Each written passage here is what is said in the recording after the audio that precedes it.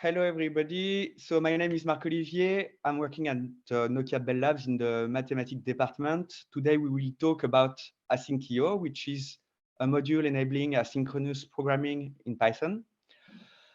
So for this tutorial, I use all those references, so you can check them if you want more details. I try to reshape them, aggregate them, cross them. I'd like also to mention that there was already links session about asynchronous programming. So I encourage you to visit the previous session if you are interested in Asyncio to complete what we will present today. So I also dropped in the chat the link to the related page of this session so that you can get here the notebook if you want to run it on your own machine. So feel free to download it. And so what I show here is exactly this notebook. So it will be, you won't have to code anything. You can just listen if you want. Feel free to interrupt me whenever you want. There is no problem with this. You can run the cells in parallel on your own computer if you want to check that, yes, this is truly running. And now let's go. Marco? So, yes?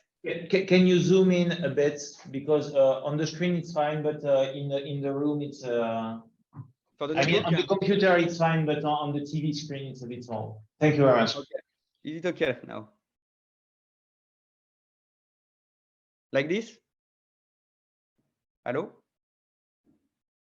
Sorry, it's fine. Okay, perfect.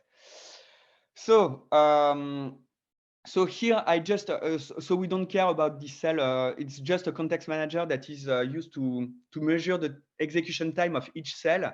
It will demonstrate when we run a piece of code that sometimes the task is run in parallel, say in parallel, or in a synchronous way. So this is just to measure time, but otherwise this is out of scope for today. So let's start with the introduction. So why do we want asynchronous programming? So I will just give you a simple example. Assume that you are a chess master and you face 24 opponents. You are in an exhibition event. And as a master, you require 5 seconds to do a move. Whereas the opponents that are, say, less strong players require about 1 minute to do a move. If you assume that a game lasts many turns, you will have to sum the time needed for each turn in a synchronous way. So 50 seconds for the other player plus 5 seconds for you, multiplied by the number of turns, equal a large number.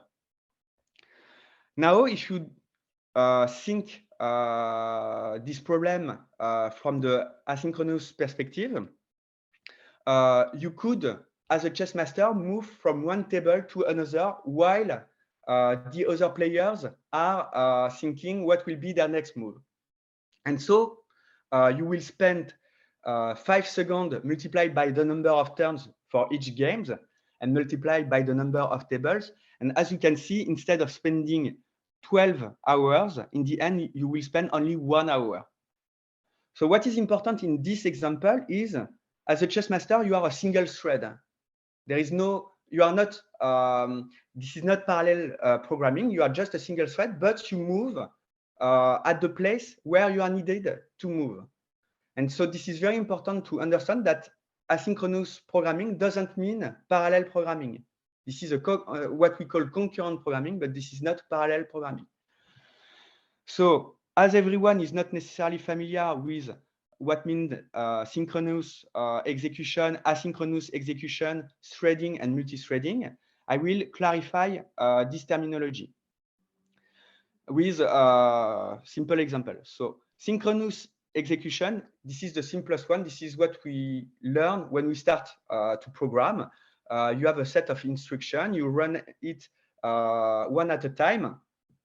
And so there is no surprise. So here, for example, your entry point is the main function. You run first the do first function.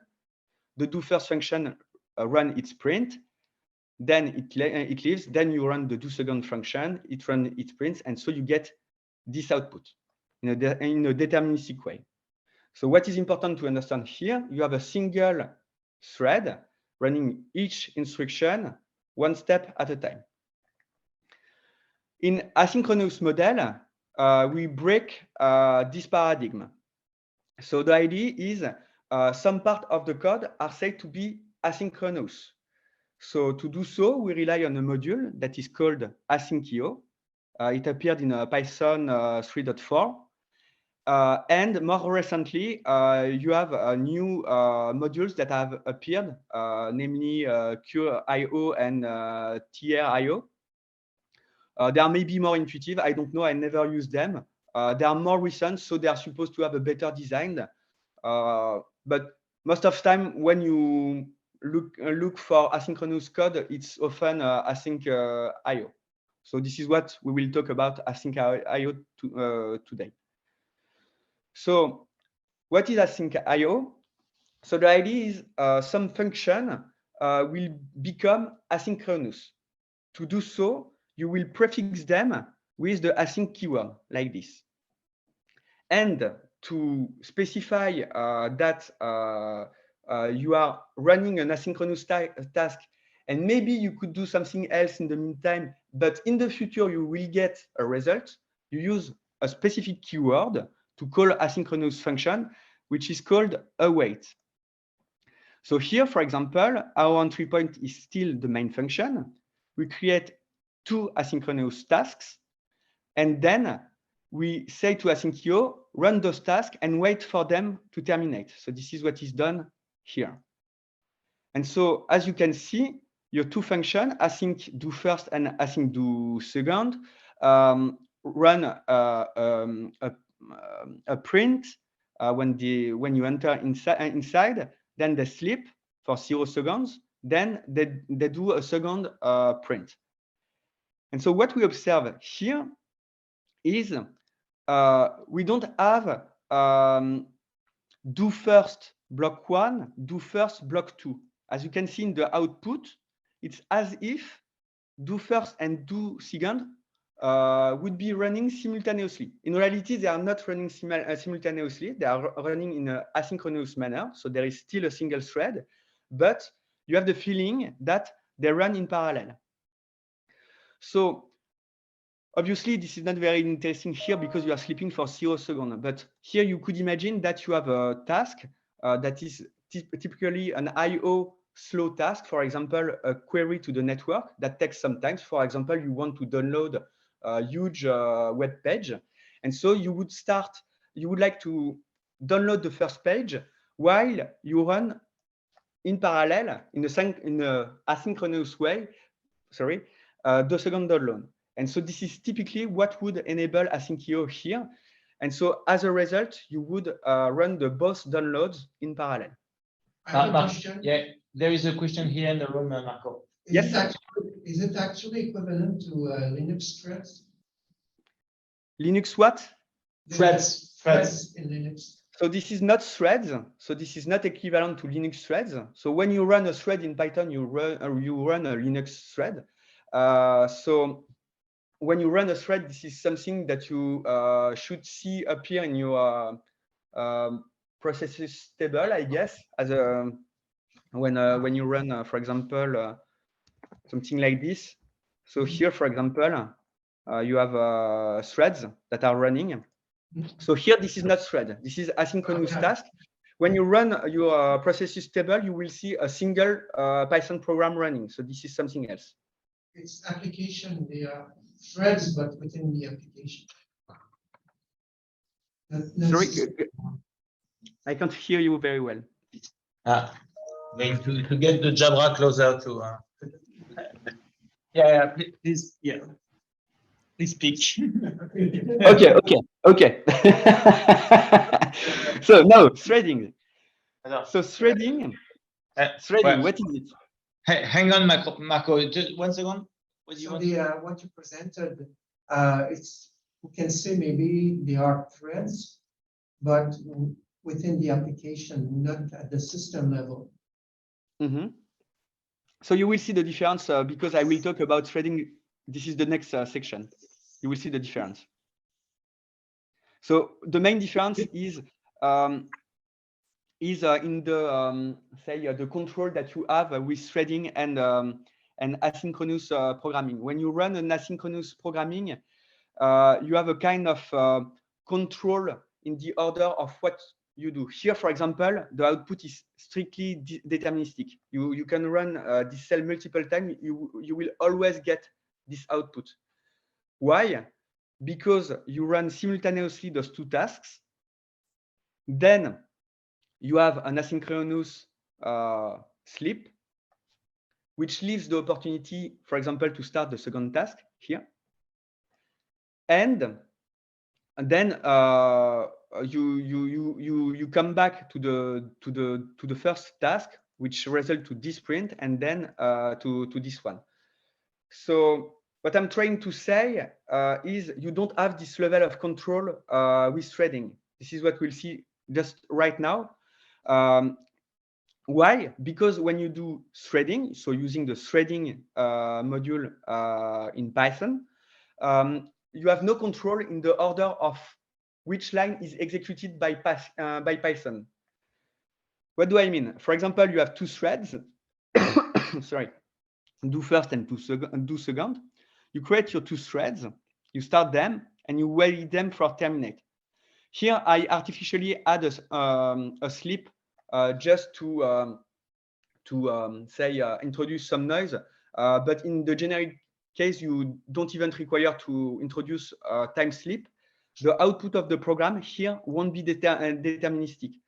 Why? So you will see appear in your order this in instruction followed by this instruction followed by this instruction. The second set of instruction, first this one, second this one, third this one. But if you see the output, you will have a mix between the print of the first function and the print of the second function. And so this is where is the difference. Here, you do not control when Python will give the hand to this function or this function, or rather this thread or this thread. It will sometimes give the CPU to one thread and sometimes to another thread. Is it clear? Yes. Okay. And so now parallel execution. So here, as you understand, this is not true parallelism. You have two threads, that's true, but your CPU is allocated at a moment for one thread and at another moment for another thread. And now, if you want to do true parallel execution, you have to use multiprocessing. So sorry, just I forgot to say why this is not true parallelism, contrary, for example, to what you could have in other programming language. So this is because in Python you have something which is called GIL, so Global Interpreter Lock, that prevents you to do true parallelism using threads like this. And so this is why in Python, when you want to do a real parallel execution, you have to create true sub-processes. And so exactly what we see here. This is maybe related to the question that you asked just before. So here, when you do multiprocessing, so once again, you create your two functions, and you will create one process that wrap each function. You run your two processes, and then you wait them for terminate. And when you do so, you can see that your prints are totally mixed. Here, for example, you can see that the carriage return was of this line was actually achieved here, for example. So which means that the two processes accessed concurrently to the standard output, which explains why you have this mix. And so this is perfectly normal. Once again, the output is not deterministic. And here, contrary to the previous snippets, the execution is done in parallel. Is it clear? Yes. Perfect. So to sum up, what are the differences? When we talk about synchronous programming, we decide the order of everything. Each instruction is executed once at a time in a deterministic order. If you use something else, asynchronous programming, threading, multiprocessing, we leave the underlying system or the underlying module decide in which order to run each instruction. So of course, it will obey to the order of the instruction of your program, but you might have some concurrent set of instruction, and here this is where the module take some decisions. When we compare, yes? Another way to say that, if I'm right, we can say that asynchronous runs one block of code to completion. Mm-hmm. So indeed, yes. So in asynchronous programming, you run one block of code at a time because this is mono-threaded, and you give the opportunity to your asynchronous function to sleep, to freeze, because they are waiting for something to happen. For example, they wait your download to complete, and while they are frozen, you can switch to another asynchronous task. Okay. And so this is where is the difference. This is when as asynchronous task freezes, it gives the hand to another asynchronous task. While in threading, you do not control, you don't have this level of control. Basically, you say Python, okay, give the hand to this thread. I want to run this instruction, and then randomly it will select another thread and give the hand to another thread. And so, as you can understand, you have absolutely no control in which order the two subset of instruction are run. So this was exactly the previous example. Marco? Okay, so Marco, we have another question here. Yeah, yes. when you say threading is one line of code, is it really line by line or is it instruction by instruction? It's one instruction, yes. Okay, thanks. Okay, and finally, so we have multiprocessing versus the others. So multiprocessing is the only way to run multiple lines of code simultaneously in Python. You cannot do this with threading or Asyncio because of the GIL. And you might have the feeling that Asyncio and threading enable parallelized execution. This is wrong. This is just concurrent execution because you have still a single thread. So this is very important to understand. So now we can see that we have 3 modules, and you don't necessarily know which is the most appropriate module depending on your situation. So basically, it depends on what you want to do. So if this is a IO bound task, meaning something where you are where the bottleneck is the input output, for example, an access to the disk or an access to the network. So you are in the IO bound case. If this is something which requires a lot of computation, this is something that we call CPU bound. And so depending on whether you are in the IO bound or CPU bound case, you might have to choose either Asyncio, threading, or multiprocessing. Basically, if your library support Asyncio, this is better than threading. So I would recommend you to choose Asyncio. Otherwise, if you don't have the choice and you are in the IO bound case, use threading. If you are in the CPU bound case, of course, you will use multiprocessing. And then you might wonder, do I hesitate between asyncio and multiprocessing? And then what could determine your choice is it do you have a scalability issue? Do you require shared memory access? And do you require to interrupt your tasks? What you have to keep in mind is multiprocessing is very expensive. So if you have multiple jobs to run in parallel, it would be probably better to use asyncio. So for example, imagine that you want to download thousands of web pages, say simultaneously. Running thousands of sub-processes is a bad idea. And running thousands of threads is probably also a bad idea. So you would rather use asyncio. And then, so with this small table, you choose. You should be able to choose what is the best choice depending on your situation. So now we have the scope. We know all the modules, and the rest of the presentation will focus on asyncio only. So what is the outline? So first, I will introduce the concept related to asyncio. So first, what are the coroutines? So we will see that there are two related keywords. So this is async def and await. So we already spoke a little bit about them. Then we have asynchronous generator. So I will be brief on this because this is not so useful in practice. Then we will see that you could define asynchronous object and in particular asynchronous methods. And then we will see how do we integrate asynchronous event in an event loop.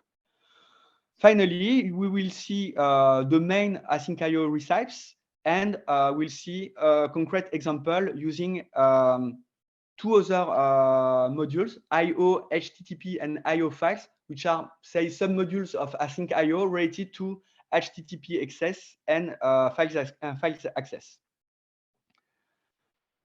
So let's go coroutine and await table. So an await table, this is an object that implements the await method.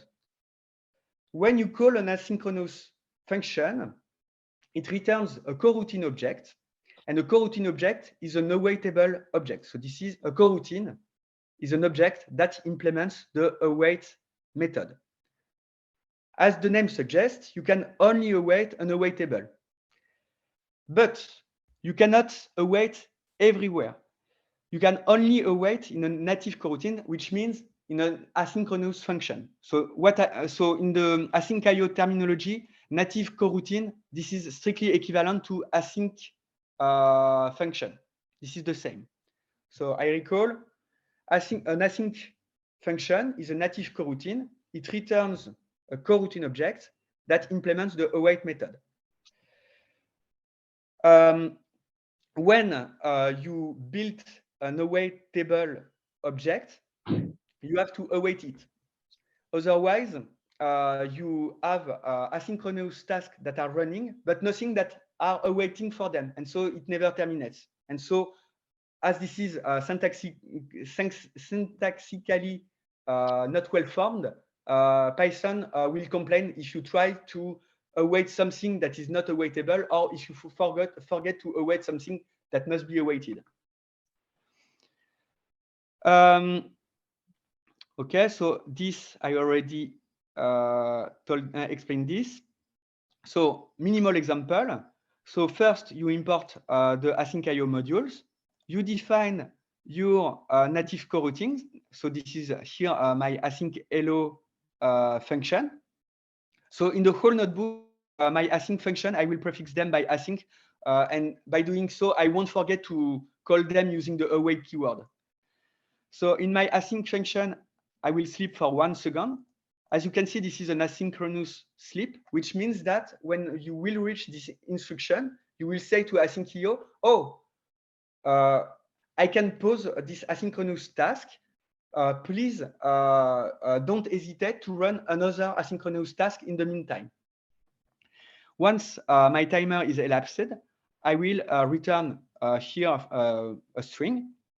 And in my main program, I will call my function and print the result. So here, if I run the program, I will enter here. I will sleep for 1 second, print hello, and my cell will be run in 1 second. Very simple. No question here? Okay. Okay, perfect.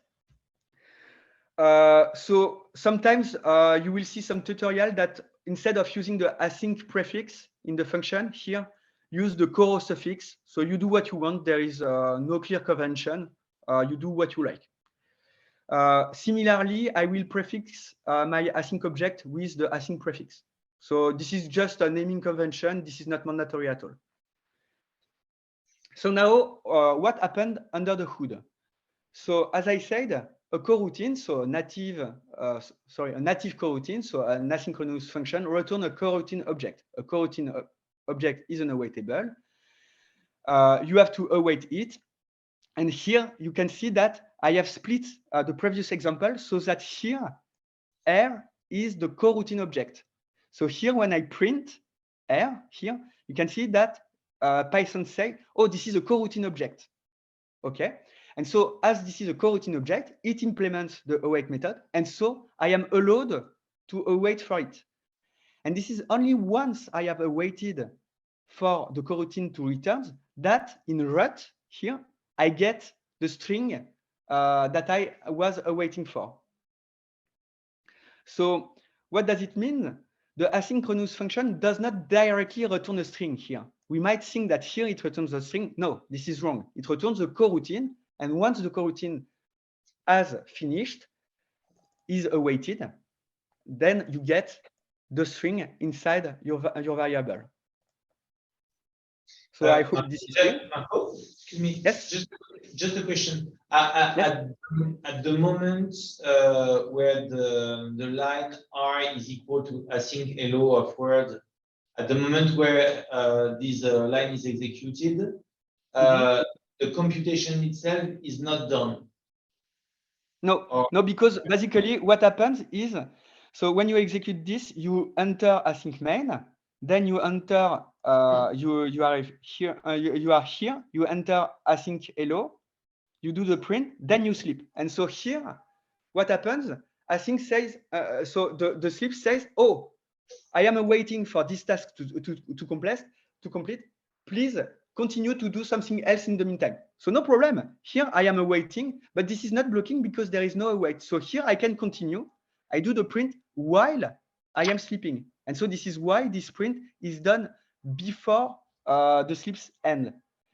And only so this is what you see. Sorry. Okay. Okay. The output answers my question. Yes. So you sleep here, you do this print, then you await the sleeps complete, you get the return, and oops, sorry. And then the sleeps terminates, you get the strings, and so the affectation here is done, and then you continue. Is it clear? Just a quick question. What you're saying is that when we build the coroutine, we are not yet starting the code. This code is only started once we run the code is always running in best effort, but when you reach something that you must await, you freeze this task and you await this to terminate. And so you give the hand to another asynchronous task to complete. So here, the async hello function, does it start on the line 9 or on the line 11? Does it start running? Yes, so you run line the line 10, for example, this print is run while you are stuck here in the hello function in the line 5. That's not what the output says. Yeah, I agree with him on that. Yeah, the class coroutine on the output responds to line 10. Yes, the sleeping one. Yes, so this print is this print. This is a coroutine, and this is a kind of placeholder, meaning that okay, I have an object that is waiting for the true value to return, and I will get this true value once this await will be resolved. Yes, but apparently it starts executing the async hello at await. At await because the print sleeping 1 second happens after the result of line 10, which is a class coroutine. Yeah. See what I mean? If you're looking at the output, it's yes. Yes. Yes, it's a good question. It's a good No, question. I don't know. I don't know. Actually, I checked. I put an additional sleep to verify. And yes, it's clear that the sleeping does not start until you awake. Yeah. Okay, so Okay. you don't start the coroutine until you call it with awake. Okay, okay. So this is what happens if you don't await when you call the coroutine. Actually, nothing happens. Yeah, so yeah, actually, when you define R, you just say, okay, you are the function, your arguments are such and such, and maybe one day I will ask you to execute yourself. But to be honest, it's not very important because most of time when you will call, you won't necessarily split the call as I did here. Most of time, Yeah, it sure. will rather looks like this. For example, await, await. It does matter if you want to run an asynchronous function for which you don't want the result. You can't just create the coroutine. You actually have to pass through a task. Indeed. Because sometimes you may want to create a coroutine before you have all the data needed to compute the result or something like that. Okay, so if it's quite clear for you, I propose to move because Yes. there is a lot to cover. Go on. So here, this is just to make the distinction between synchronous coding and asynchronous coding. So here I am doing a synchronous coding. So here I will use time.sleep. And if I want multiple times the hello function with Alice, Bob, and Charlie, I will do a for loop and run each call after another call. By contrast, in asynchronous programming, so poorly exploited here because I will await for the first task to terminate before to run the second task. So this is not what you should do. This is just to show you the syntactic difference. You will declare, you will do your for loop. You will await for each function, for each asynchronous call to terminate. And so once again, you will run this piece of code in 3 seconds. So this is poorly exploited, of course, because you spent 3 seconds. You didn't run concurrently those three tasks. So this is a bit stupid to run the code like this. So if you want to run those tasks in parallel, either you do as I did at the very beginning of the tutorial using async, you create your asynchronous task and you call asyncio.wait to wait then for terminate. Or either rather, and this is what you do usually, you use asyncio gather. So what you do is you create a set of tasks like this. So this is very similar to what we did at the very beginning of the tutorial. And then you gather all those tasks that are run concurrently. And as you can see, you fetch the result in only 1 second instead of 3 seconds. So which demonstrate that those 3 tasks are run concurrently. So is it clear for the asynchronous functions? Okay. Okay. So asynchronous generator. So if you don't know what is a generator, so this is something that you can iterate on. So here, this is a very simple generator. So declared. So usually generator. So you use it either using a say generator comprehension list or either using the yield keyword in a function. So if you don't know what is the yield keyword, it acts like a return, but it frees the cursor of the execution of this function at this place, so that the next time you call this function, you continue the function where you left it. So here, for example, if I call gen1 the first time, I will stop here with on yield1, it will return 1, and I will keep a cursor here. And the second time I will call gen1, it will start after this yield1, and so it will execute yield2 and return yield2. So here, if I run this piece of code, it will print 1 and 2 because I iterate on this generator. So very simple. So there are other ways to declare generators. So for example, you can build a generator from an iterable object, for example, a list, a set, or what you want, and use the yield from keyword to build a generator on top of the list. So why do I talk about generator? This is because sometimes you don't require to build an object in memory to iterate on something. For example, if you want to iterate on the keys of a dictionary, it's not required to build a list of keys and then to iterate on this list of keys. Rather, you would like to iterate directly on the keys of the dictionary. And when you write for kn in d.keys, this is exactly what you do. d.keys returns a generator. And this is, in terms of memory, significantly cheaper than returning the list of keys. And so we might wonder, how do we build an asynchronous generator? So there is a lot of discussion around asynchronous generator. As you can see, there is this PEP, this other PEP, etc., etc. It was a bit complicated. The people didn't agree on the syntax. And so before Python 3.5, it looks like this. So as I am running a more recent version of Python, Python tells me you should use async def instead, because this is not the new syntax. You can still use it, but basically don't do this because this will disappear in Python 3.10, if I remember well. So I will skip this. This is just for the background.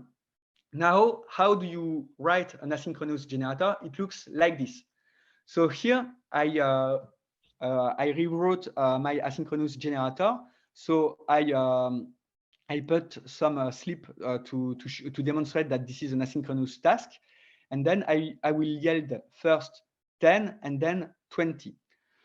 So the main difference is here, as you implement an asynchronous generator, so an asynchronous iterable, you must implement the aiter method. Otherwise, you won't be able to do asynchronous iteration on this generator. So this is the case of my asynchronous generator because it is well declared. And as you can see, I can use the async for keyword. Obviously, if my async underscore G1 object does not implement this method, this async for statement won't work.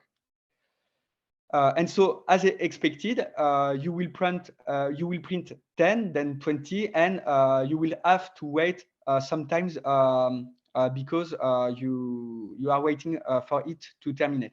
So why the print doesn't appear at the right moment, I don't know. But if you execute it, sorry, you have to execute the first cell.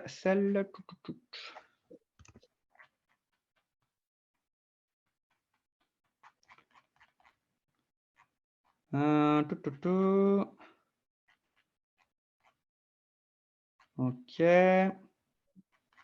Okay, so we are here. So okay. So as you can see, you wait, you print 10, you wait, and you print 20, and then you print the results. So this is exactly what you did here. You sleep, you print 10, you sleep, you print 20, and you're done. So now you can do asynchronous generator. So I don't know if you will use them because this is quite rare, but you know how to do so. Even more rare, you could so not necessarily more rare, but you might be interested in declaring asynchronous object. And so, for example, if you want to connect, I don't know, for example, to a database which require network access, then you might want to do the connection to the database in an asynchronous way. And so typically, you would wrap your connector to the database using an asynchronous object. So this is typically what you could do here. So what you would do is you have a constructor, as always, but to do your asynchronous task, you prepare an await method, and inside its closure here, you can run an asynchronous task, typically an asynchronous connection to the database. And after this, you might imagine to run asynchronous methods.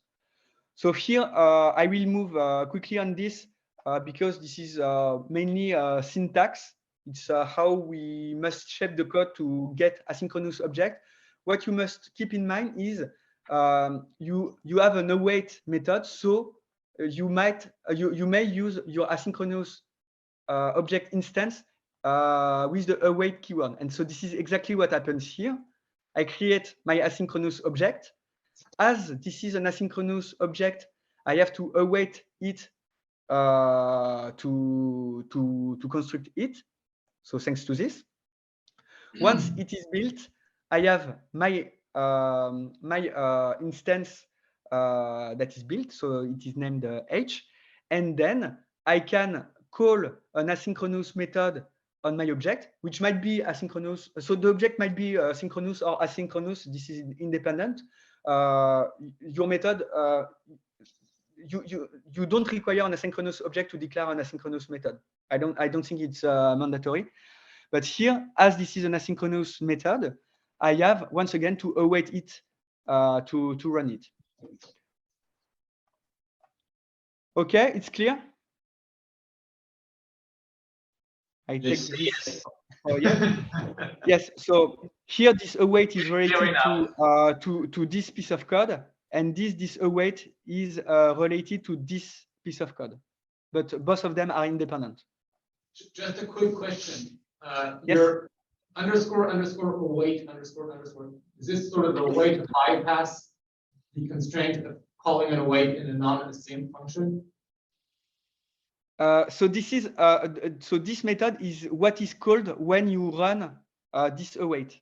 Yeah. So this is a kind of callback. This is as if you were over. I don't know if you already overloaded operators in Python, but it behaves exactly the same. For example, you would implement the __LT ___ function to overload the lower than operator. And here, this is the same. You specify the behavior of what must be done when you use the await statement. My question is more line 15. What's going on? Sorry, could you repeat? Line 15, there's a bit of black magic going on. Ah, yes, here. Yeah. So here, so what you do is, so you enter so when you await your constructor, you will enter here. So the first instruction that you will run is this one. So this will call the asynchronous closure function. And as this function is asynchronous, you could run an asynchronous task here. And here you await is for terminate. But if your question is, could I call directly async .sleep? Could I run this directly? I think that yes, we could try. So So for the question, I think what is happening is that in the line 24, you are creating an object, but you want to create an object asynchronously, so you need to await for it. And then basically what happens is that if you go upstairs to the closure, in fact, what is calling is this returning self, but it's returning self, so it means it is returning the object. And to create self, you need to init. So basically that is what's happening. Yes, so you have to do so because you have to return a coroutine. This is, I think, the main point. Because if you try to write it in a more simpler manner, for example, you would like just to write asyncio.sleep 1 second. What do you return? You have to return your coroutine, and so this is the only way you can here return the coroutine object. So I think this is mostly say a syntactic issue because here you have to return a coroutine object. This is what is important. Await returns a coroutine. Yes, yes. I thought closure was the coroutine. Yeah, So, closure is the coroutine. so it returns a coroutine. So I know that this is misleading, but do not confuse what we call a native coroutine, which is an asynchronous function, and an asynchronous function returns a coroutine object. And here we are talking about returning a coroutine instance. Here. No, you want to await of the coroutine instance. Let me ask the question differently. The way I'm reading it, the await call here, which is not a classical pre-dependent await, but one on the coroutine object, is a way of synchronously awaiting. For me, I'm feeling that await there is a synchronous way of waiting, but I may be wrong. So to me, sorry to insist, but it is to return a coroutine object, and this is important because here, when you are here, you expect your await to return to get an awaitable object, and this is precisely what will be returned by this.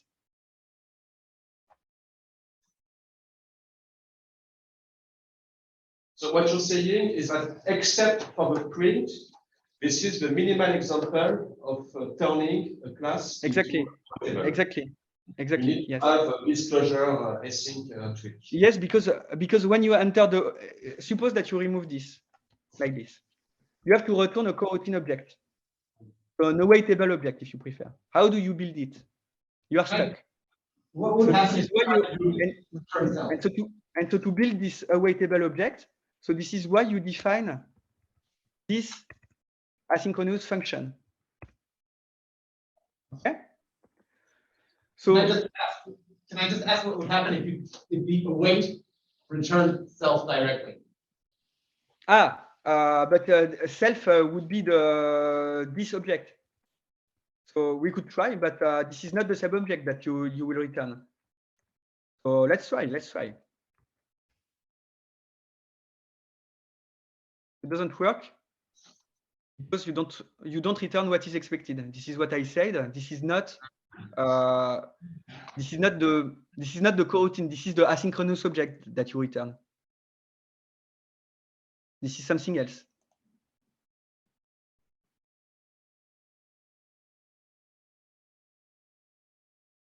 Yes, no? Yes. I know it's a bit weird. I think, to be honest, I think it's not very important. I think what you have to keep in mind is the minimal way to wrap your asynchronous call in the construction of your asynchronous object. And here, what is important to understand is you don't return self because self is the object that you want to return. But here, what you want to await is the connection to the database to terminate. And so this is not the asynchronous object. This is the connection to the database. So this is something else. So this is this coroutine, the coroutine related to I want to connect to this database. And so this is why you have to wrap it here. And once it terminates, then your the construction of your object can terminate. Yeah, so I think that maybe what's at stake here is also the fact that something blah blah blah dot underscore await underscore parenthesis does not output the same thing as await closure, because the underscore await blah blah blah returns the coroutine object itself, whereas where you prepend it with the await keyword, you will have the results. No, rather, if you want, the closure returns a coroutine that once it is awaited, return the self object. What I was just meaning is that the way I understand it, the underscore await underscore executes the code and returns the coroutine itself. So when you do R is equal to closure, for example, R is a coroutine, and then if you do stuff is equal to r dot underscore underscore await, it executes the coroutine, but the stuff is still the coroutine itself. I have to try it. I see what you're saying. I think that's something tricky like this. There's something going on there that's not quite Yeah. clear. I get what the whole thing does and why we need to do something like that, but what's really happening is unclear by moments. Okay. Okay, so I will try to be quick for the end because we are a bit late. So the event loop. So what is the event loop? So you might have heard about event loop if you have already designed a graphical user interface. So usually all those toolkits, TK, Qt, GTK, etc., rely on an event loop. And the principle is when you start the program, you run an event loop, which is waiting for event to occur. For example, I am waiting for the user to click on a button to do this particular task. And so here in async.io, under the hood, you have an event loop which behaves exactly the same principle. So whenever you create an asynchronous task, basically it registers your task in the event loop.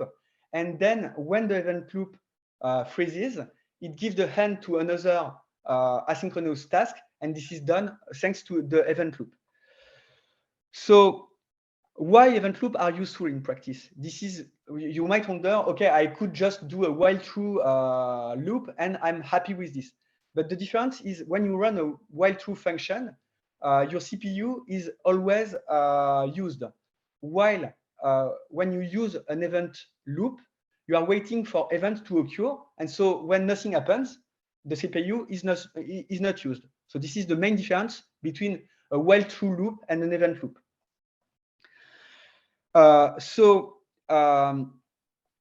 Here we have to be a little bit cautious because there is already an event loop running in Jupyter Notebook. So what does it mean when you want to use the async.io event loop inside the Jupyter Notebook and inside the Python scripts? It's not exactly the same. So here I define a small function that allows me to distinguish whether I am in a notebook or outside the notebook. So you assume it works well. So here, for example, I am in my notebook, it returns true. If you run it in a Python script, it will return false. So here are the difference if you are in a Jupyter notebook or outside. Here I define a small asynchronous task. And if I am in the notebook, I have just to reuse my task to create a task and to run it. I could also use directly await async hello world. It also works. But if I am in a Python script, I have to call it like this. Okay, so nothing else to say. Sometimes you want to create the event loop by yourself, especially if you are in a Python script. But as I said, if you are in a Jupyter notebook, there is already an event loop that is running. So if you are in a notebook and if you want to explicitly use the event loop parameter, you have to retrieve the existing event loop like this, and then you could add your task to your loop like this. If you are in a Python script, so there is no event loop running so far until you run the new event loop method, then you get a loop, and then you can run your asynchronous task like this. So in the rest of the notebook, I assume that I am in a notebook, so I won't do the distinction. But remember that if you are not in a notebook, you will have to be a little bit cautious in the way you call your asynchronous functions.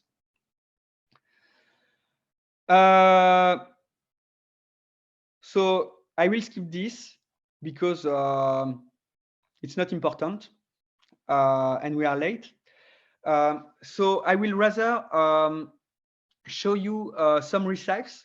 So the first recipes, we already saw it. It's how to run concurrently several asynchronous tasks. So basically, you define your asynchronous function, and you run them concurrently using asyncio.gather. Then sometimes you want to chain two coroutines. So assume that you want to compute, I don't know, the area of a circle. You have two asynchronous functions, for example, async square and async multiply by pi, and you want to chain them. So here this is very easy. When you want to compute your circle area, you will get your parameter. First, you will compute your square, await for the result, then get the result, pass it to the second method, await for the second method to terminate, and return the results. So it's very natural. And of course, you could compute in a concurrent manner several circle areas using asyncio.gather.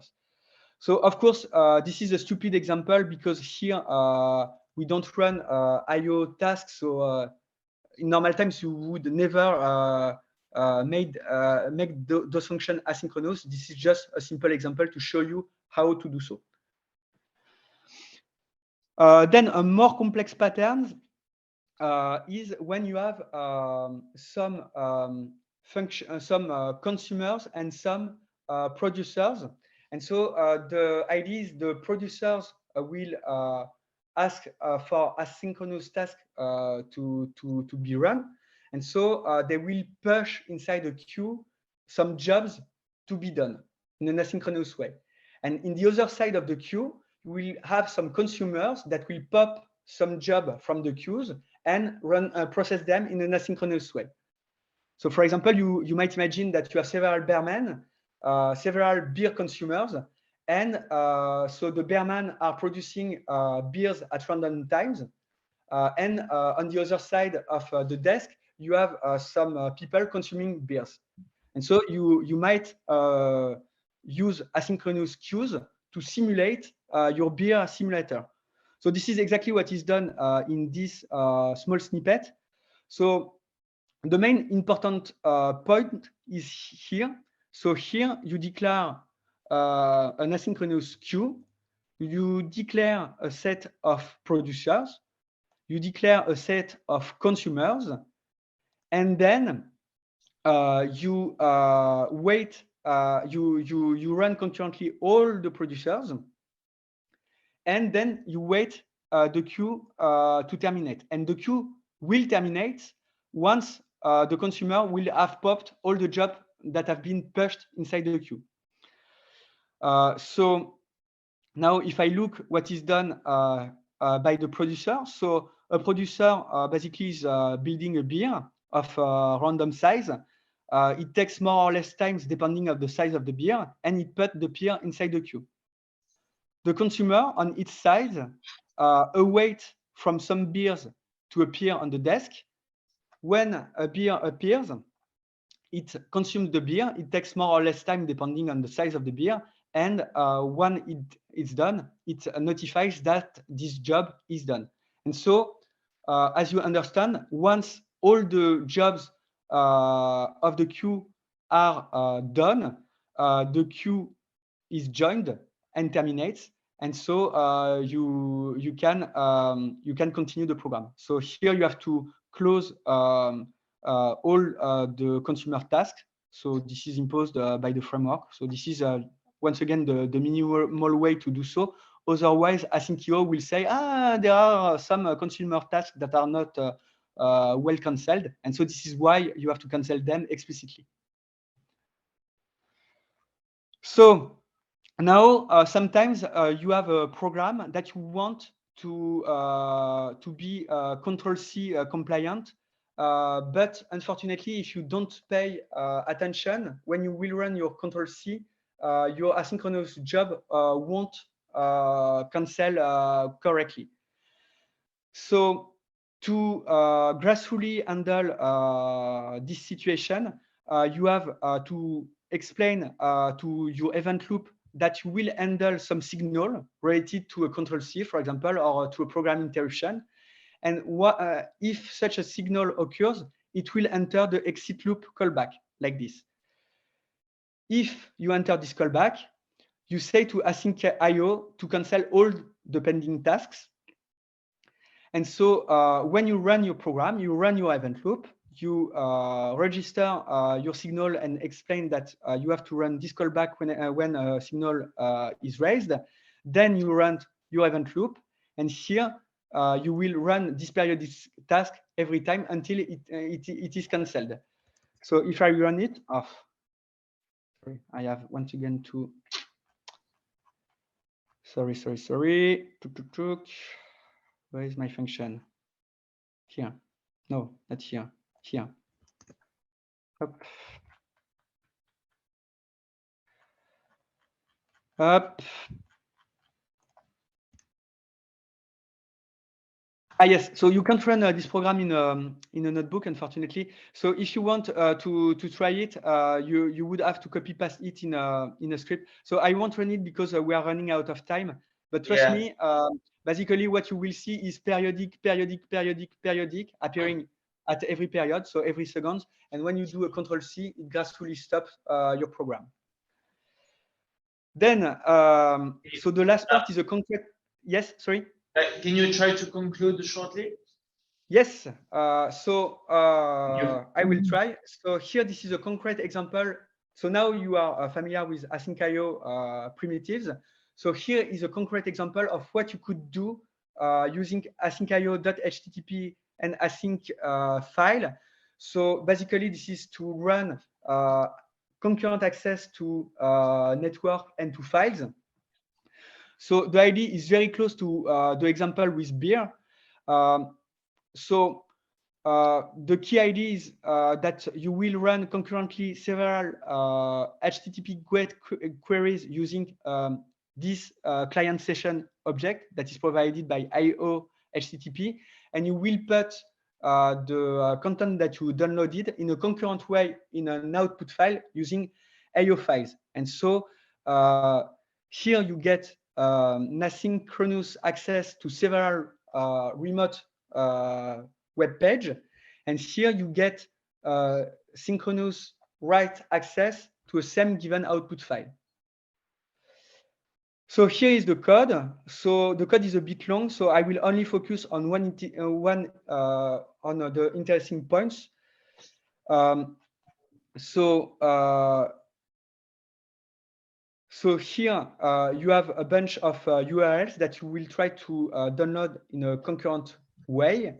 Then you will process them and try to output them in an output file that is prepared, that will be accessed in a concurrent way. So here I first write the header in the file in a synchronous way, but later I will access it in a concurrent way. So let's say now how it works. So here I run concurrent access to download all the page, and in the right run I will access in a concurrent way to write the content that is downloaded in the output files. And so this is done here. As you can see, I open my file, and as I am awaited for several processes to terminate, each of them will write in a concurrent way in the output file. Similarly, on the client side, so the part that is downloading the web page, you will here you will you will concurrently download every pages and try to download them in a concurrent way. So I'm sorry, it's a bit quick. But there is no magic, and if you take time to read the explanation, it should be clear. And so what you will get when you will run your program is something like this. So you have some logs, and what you will observe is this is very quick because you have access all the resources in a concurrent way. So to conclude, so async.io is great whenever you have IO bound operation, so network access, disk access. Compared to threading, this is better because it's easier to manage and to debug. Compared to multi-processing, this scales significantly better, but if you have CPU-bound tasks to do, you still have to use multiprocessing. And lastly, do not use Asyncio if you don't require it, because if it's enough to run a synchronous program, synchronous code, but you do not truly exploit the asynchronous capabilities, that is to say I/O asynchronous access, you will pay the asynchronous keywords for nothing, and it will be slower than the synchronous version of the code. So only use async I/O if you plan to do asynchronous I/O accesses, as the name suggests. And that's all. Thank you very much. No more question? Yeah, maybe we can take the time for one quick question on the bridge. Leonardo raises his hand. Leonardo, go ahead. No, maybe it was sooner during the talk. Maybe, yes. Yes, Rémi still has one. No, you haven't spoken about access to data and concurrency. Is there an issue or is there no issue? Could you repeat, François, because I can't hear very well. No, because I wasn't listening. Sorry. You didn't talk about concurrent access to data. Is it a non-issue with Asyncio, or is there stuff you need to worry about? It's a problem, and so it depends on the nature of the data. If it's a network data, you have to access it using, for example, IO HTTP, as I said. If it's a file, you have to use IO files. So this is exactly what I was covering here in the last snippet, long snippet. So here, for example, this is to do concurrent access to remote HTTP data. And here, this is to do concurrent access to local data. I was referring more to concurrent access to variables inside your code. There is no problem because, how to say this? From the async IO perspective, you have a single thread. Okay. So there's no problem so long as you don't have an await keyword. Yeah, so there is no, you have not the same problem like in, say, a normal threading programming. Okay.